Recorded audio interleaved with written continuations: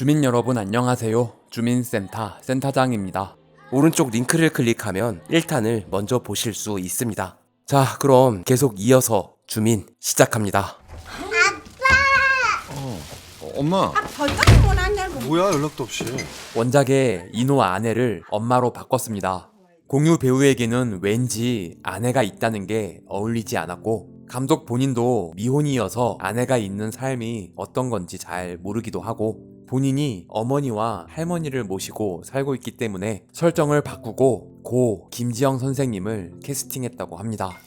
그 해교는 어떻노? 사람들이 텃세하나? 사실 인호 모친이라고 하기엔 연세가 좀 많으셔서 검은 머리 가발을 씌워드렸습니다.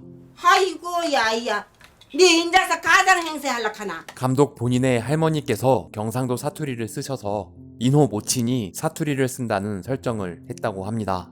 고 김지영 선생님은 함경북도 출신이지만 연기자로서 본인의 캐릭터를 위해 엄청나게 연습해서 팔도 사투리가 전부 가능하셨다고 하네요. 입 닫고 귀 닫고 네 할 일만 하면 되는 기라. 다른 생각하지 말고 소리만 생각해라. 이 학교에 벌써 전세 뺀 돈 5천이나 갖다 바쳤으니 엄마와 딸을 생각하니 생각이 많아지는 인호입니다. 아이들이 방과 후에 방과 후요. 방과 후면 저희 소관이 아니네요. 이것도 겁나 빡치는 포인트인데요. 아줌마!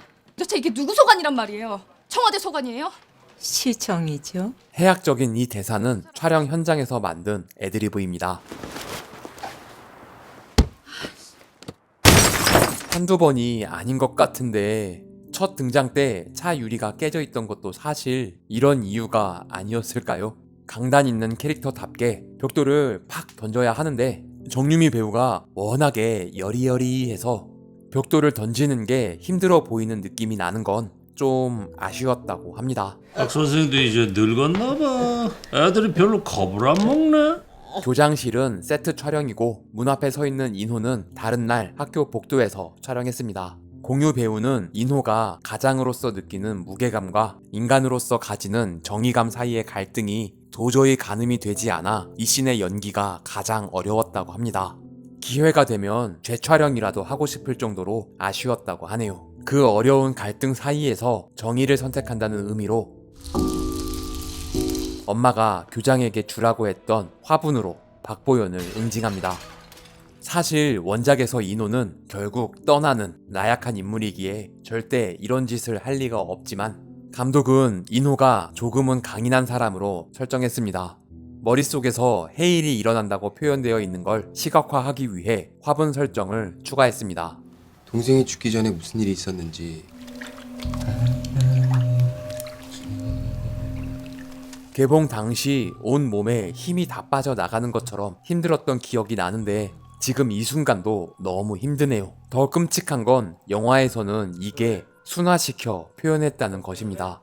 공유 배우가 실제 사건의 피해자와 만나 이야기를 나눈 적이 있는데 당시에 정신적인 충격으로 본인을 여자로 생각하는 분도 있었다고 하네요. 나 무진교의 장로야. 예수님 모시는 사람이라고. 법원 외부는 대전지방법원 앞에서 촬영했습니다. 법정씬이 정말 너무 중요한데 세트를 지을 예산이 부족했다고 합니다. 실제 법원 내부는 촬영이 불가능해서 어디 큰 강당을 대여해야 하나 고민하고 있을 때 마침 영화 의뢰인 촬영이 끝나서 세트를 허물기 전 잠깐 빌릴 수 있었다고 합니다. 배심원석을 치우고 리모델링만 살짝 해서 촬영했다고 하네요. 종관 이유가 뭐예요?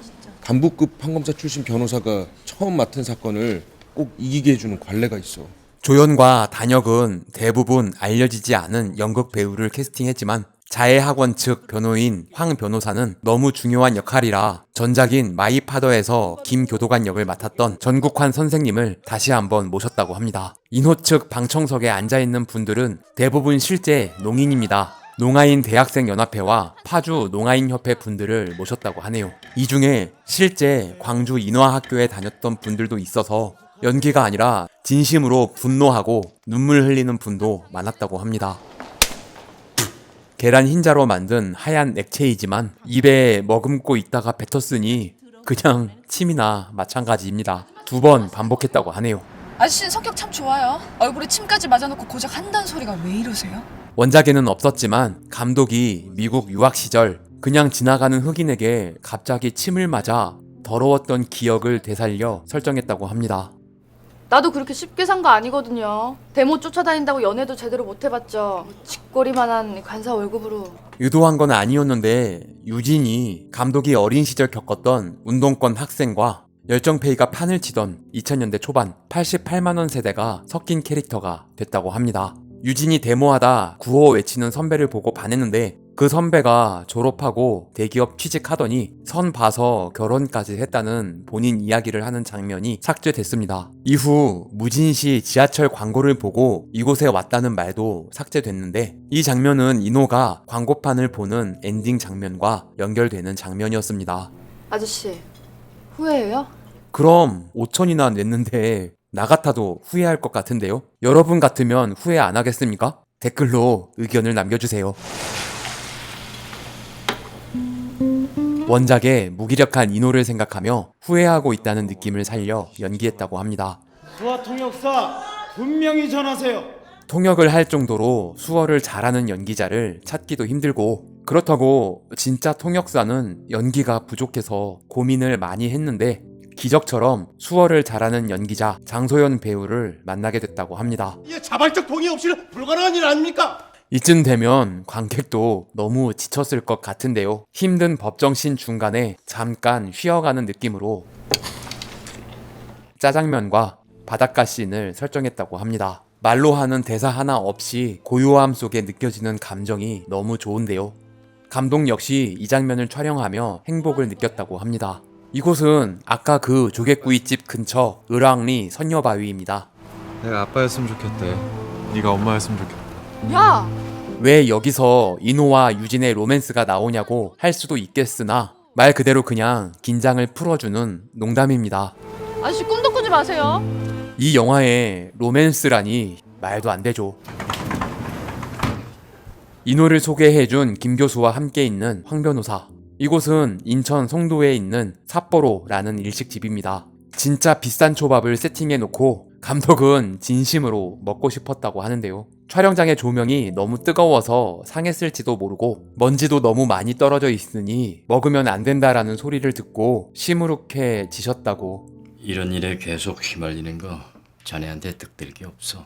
김 교수 제자라고 하셨죠? 김 교수 소개라. 김 교수님이 그러는데 지금까지 이름만 나오다가 첫 등장으로 씬을 지배하는 남명열 배우.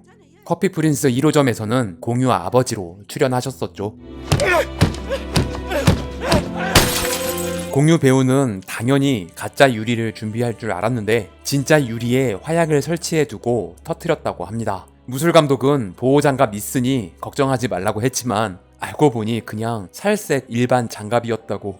결국 유리 파편이 튀어 바로 응급실로 가야 했다고 하는데요. 한밤중에 피 흘리며 응급실로 갔더니 사람들이 공유가 술 먹고 싸운 줄 알았다고. 이게 핵교 일이가?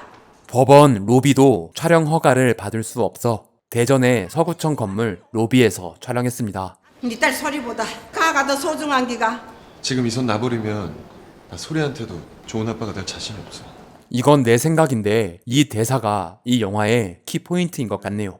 주민 여러분들은 어떻게 생각하시나요? 여러분이 생각하는 명대사를 댓글로 남겨주시기 바랍니다. 저기 두 사람 중에 누가 교장 선생님이죠? 감독은 원작을 읽으면서 마치 추리소설 읽듯이 꼭 맞추길 바라며 두근두근 했다고 하는데요. 연두양이 좀 더 가까이 가서 보고 싶다고 합니다. 그 느낌을 관객 역시 그대로 느끼길 바라며 연출했습니다. 바로 저 사람이 교장 선생님입니다. 연두양은 청각장애인입니다. 그런데 음악 소리를 듣다니. 집단에는 또 회심의 공격이라고 생각했겠죠. 정말 음악을 들을 수 있는지 실험하겠습니다. 하지만 확실한 테스트 결과 감독은 소설을 읽고 이 장면이 너무 드라마틱해서 원작자의 창작인 줄 알았는데 이게 실제 있었던 사건이라고 합니다. 후천적 사고로 청각을 잃어서 특정 주파수의 소리를 들을 수 있었는데 마침 조성모 형님의 가늘고 높은 노래의 음역대가 맞았던 것이죠. 피해자에게 어떻게 들리는지는 알 길이 없으니 상상으로 변조한 사운드입니다. 이 장면은 자칫 심파처럼 느껴질 것 같아 삭제할까 말까 고민도 했었는데 아들을 보는 엄마의 마음은 보여줘야 할 것 같아 살렸다고 합니다. 이런 데까지는 어쩐 일이세요? 민수의 집 앞에서 윤자애와 마주친 유진. 맞아, 그거야.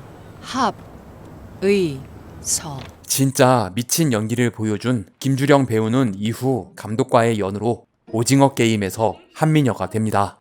네가 어떻게? 왜? 죽은 네 애미라도 살아서 돌아온 거 같냐? 돈 몇 푼 받고 합의를 해주냐? 놀랍게도 감독의 친할머니가 출연해 주셨습니다. 대사 없이 가만히 있어도 돈을 받아야 할 수밖에 없는 이유가 설명돼야 하는데 그 어떤 배우에게서도 이 느낌을 받을 수 없었는데 그 어려운 연기를 할머니가 해내셨다고. 이곳은 여수입니다. 배우 촬영이 다 끝난 후 인서트 컷을 찍기 위해 마지막에 여수까지 가서 촬영했다고 하는데요. 개봉 당시 우리 동네는 그런데 아니라며 화를 내는 여수 관객분들도 있었다고 하네요. 엄벌에 처해야 마땅하다. 그러나 법원 판결에 그러나가 나오면 안 되는데 징역 6개월에 집행유예 1년. 실제 사건의 2심 판결은 징역 2년에 집행유예 6개월이었는데요. 징역을 확 줄인 이유는 다른 이유 없이 딱 하나. 징역 2년이라고 하면 진짜 2년 동안 수감되는 줄 아는 분들도 계셔서 집행유예로 그냥 바로 풀려난다는 그만큼 가벼운 판결이었음을 강조하고 싶었다고 합니다. 공지영 작가는 어느 날 신문에서 본 집행유예로 석방되는 그들의 가벼운 형량이 수화로 통역되는 순간 법정은 청각 장애인들이 내는 알 수 없는 울부짖음으로 가득 찼다. 이 한 줄의 기사를 보고 그 먹먹함에 집필 중이던 작품을 멈추고 이 소설 도가니를 구상하게 됐다고 하는데요. 감독 역시 공지영 작가가 느꼈던 그 먹먹함을 화면으로 표현하고 싶었다고 합니다.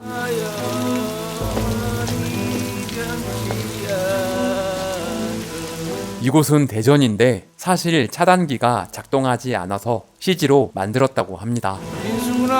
비 오는 장면이지만 조명 같은 촬영 장비 때문에 아이러니하게도 비가 오면 촬영을 하지 못했다고 합니다. 비가 안 올 때만 살수차로 물을 뿌리며 찍느라 3일이나 촬영했다고 하네요. 선생님 보고 싶어서 왔어. 소설에는 없는 이야기지만 법이 지켜주지 않으니 사적으로라도 복수하고 싶은 민수의 마음을 표현하고 싶어서 만든 시퀀스라고 합니다. 시위 장면도 원작에는 없는 장면인데요. 이 참혹한 사건을 기억해달라는 이야기를 꼭 하고 싶었다고 합니다. 이 아이는 들을 수도 말할 수도 없는 아이입니다. 시나리오 초반 설정은 인호가 수어로 말한다는 설정이었는데 못 알아듣는 사람이 많을 테니 같은 말을 반복한다는 설정으로 바꿨다고 합니다. 공유 배우는 세상을 바꾸기 위해 싸우는 게 아니라 본인을 바꾸려고 하는 사회를 막는 느낌으로 연기했다고 하네요. 우리가 싸워야 하는 건 세상을 바꾸기 위해서가 아니라 세상이 우리를 바꾸지 못하게 하기 위해서라고. 1년 후 케이크를 들고 어디론가 향하는 인호. 사실 인호는 출판사에 취직했습니다. 상사가 술 한잔 하자고 하는데 딸 생일이라고 안 된다고 하는 장면이 삭제됐습니다. 인호의 쓸쓸한 느낌을 더 강조하고 싶었다고 하네요. 자, 전 국민을 충격의 도가니에 빠뜨린 실화 사건. 영화 도가니의 연출 디테일과 비하인드 스토리였습니다. 주민 여러분은 이 영화 어떻게 보셨나요? 의견을 댓글로 남겨주시면 다음 영화 주민 하는데 큰 도움이 됩니다. 구독과 좋아요는 사랑입니다.